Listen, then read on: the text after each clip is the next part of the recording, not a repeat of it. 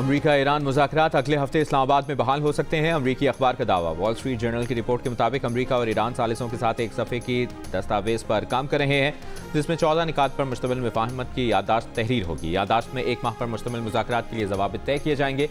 Draft में Iran के एटमी programme और अफजुदा यूरेनियम से निपटने का तरीक़ाकार भी शामिल है। आबनाए हुर्मुज़ में तनाव कम करने पर भी बात होगी।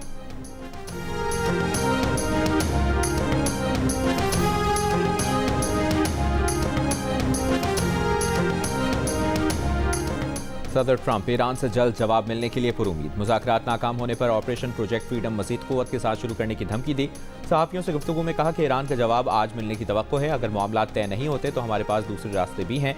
शायद हम प्रोजेक्ट फ्रीडम की तरफ लौट जाएं, लेकिन इस बार प्रोजेक्ट फ्रीडम प्लस होगा, जिसमें कुछ और चीज़ें शामिल होंगी। हमें पाकिस्तान ने प्रोजेक्ट फ्रीडम रोकने का कहा था।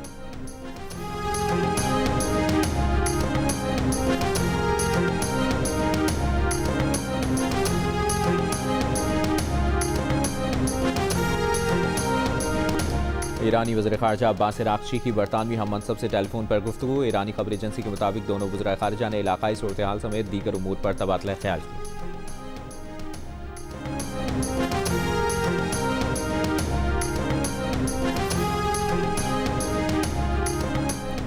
वज़ीर आज़म शहबाज शरीफ 23 से 25 मई तक चीन का दौरा करेंगे। चीनी सदर शी जिनपिंग और वज़ीर आज़म ली चियांग से मुलाकातें करेंगे। वज़ीर आज़म पाकिस्तान और चीन के दरमियान ताल्लुकात के 75 बरस मुकम्मल होने की तक़रीबात में भी शिरकत करेंगे। दोनों ममालिक के दरमियान मुख्तलिफ मुआहिदों और मुफाहमती याददाश्तों पर दस्तखत का भी इम्कान। दौरा चीन में सीपैक, तिजारत, सरमायाकारी और दो तरफ़ा ताउन पर अहम बातचीत होगी।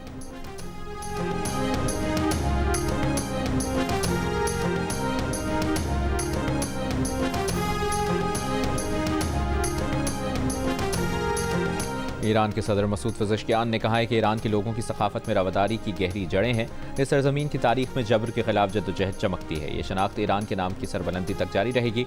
मुस्तकबिल की दुनिया में इस्तेमार और इस्तेहसाल की पॉलिसी की कोई जगह नहीं। ईरान की पॉलिसी बाहमी एहतराम और मुश्तरका मफादात पर मबनी दोस्ताना ताल्लुकात को वुसअत देना है।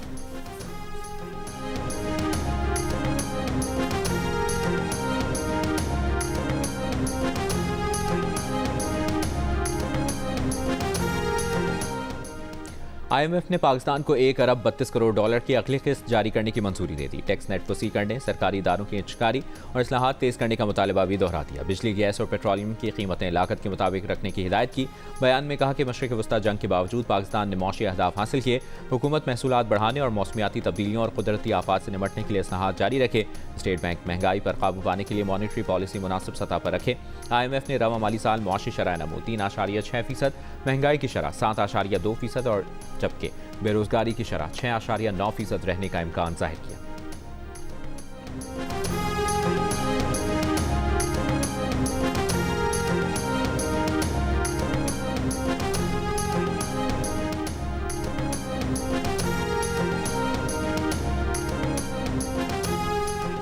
आवाम का पेट्रोलियम मसनूआत की कीमतों में इजाफे के बाद महंगाई में मजीद इजाफे का खदशा। कीमतों में कमी और आवाम को रिलीफ देने का मुतालबा। लाहौर में गुड्स ट्रांसपोर्टर्स ने किरायों में 10% इजाफा कर दिया। आज से 1 लीटर पेट्रोल 14 रुपये 92 पैसे के इजाफे के बाद 414 रुपये 78 पैसे का हो गया। 1 लीटर डीजल 15 रुपये के इजाफे के बाद 414 रुपये 58 पैसे का हो गया। 1 लीटर मिट्टी का तेल 41 रुपये 80 पैसे की कमी के बाद 318 रुपये 96 पैसे का हो गया।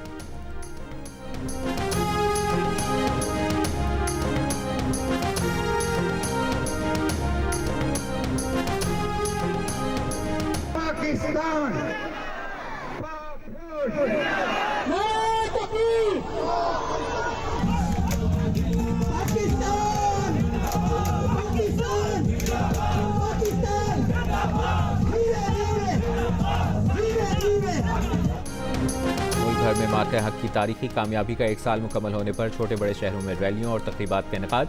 इस्लामाबाद और रावलपिंडी रैलियों में बड़ों के साथ स्कूलों के बच्चों की भी शिरकत। कराची में तलबा और असातिज़ा का पाक फौज से भरपूर इसारे यकजहती। मुल्तान और सरगोदा में भी पाक फौज को खिराजी तहसीन। मुल्तान फैसलाबाद में रैलियाँ। सेंट्रल जेल हैदराबाद में मिली नखरों पर एहलकारों और कैदियों का रक्स। खैरपुर और टंडू मोहम्मद खान में रैलियाँ। शिमाली वज़ीरिस्तान और खैबर में रैलियों में अमायतीन, तलबा और सिविल सोसाइटी की शिरकत। ज़ियारत संजावी, हरनाए, कल्लात और चमन समेत बलूचिस्तान के मुख्तलिफ शहरों में रैलियाँ। पाक फौज से भरपूर इज़हार यकजहती। मुज़फ़्फ़राबाद में हम हैं बुनियानुल मरसूस रैली। मीरपुर आज़ाद कश्मीर में भी अफ़वाज पाकिस्तान को खिराजी तहसीन।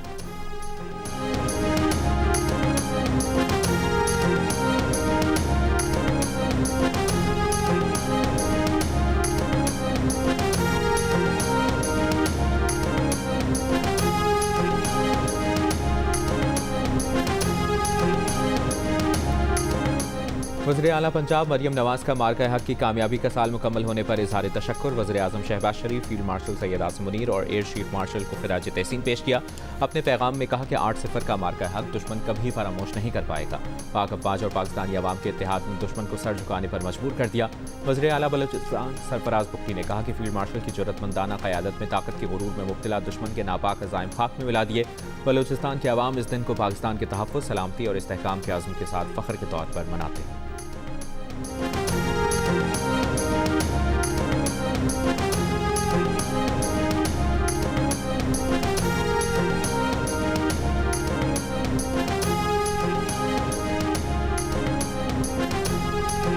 सिंध और बलूचिस्तान के बेशतर अजला आज भी शदीद गर्मी की लपेट में। महकमा मौसमियात के मुताबिक आज सबसे ज़्यादा दर्जा हरारत नौकंडी में 45 डिग्री सेंटीग्रेड रिकॉर्ड किया गया। सक्खर 44, तुरबत, दादू, नवाबशाह, सिब्बी, मिट्टी में 43, बीजी खान, हैदराबाद में 40 डिग्री सेंटीग्रेड रिकॉर्ड किया गया। मुल्तान 39, ठट्ठा 38, लाहौर 36, जबकि कराची में ज़्यादा से ज़्यादा दर्जा हरारत 35 degree centigrade record.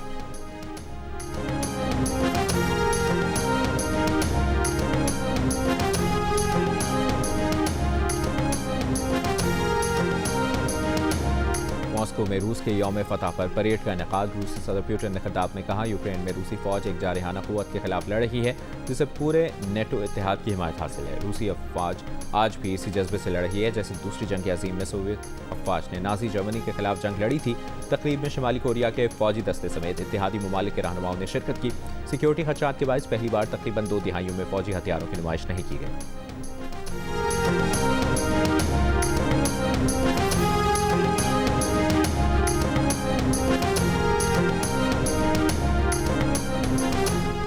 Chairman PCB Mohsin Naqvi की ढाका में शेर बंगला नेशनल क्रिकेट स्टेडियम आमद।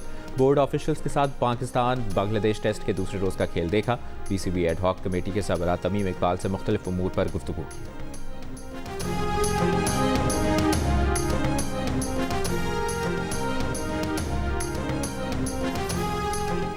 और ढाका टेस्ट में बांग्लादेश के 413 रन के जवाब में पाकिस्तान की पुरएतमाद बैटिंग।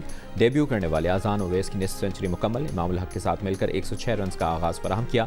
इमामुल हक 45 रन बनाकर आउट हुए। इससे पहले दूसरे दिन बांग्लादेश की पूरी टीम 413 रन बनाकर आउट हो गई थी।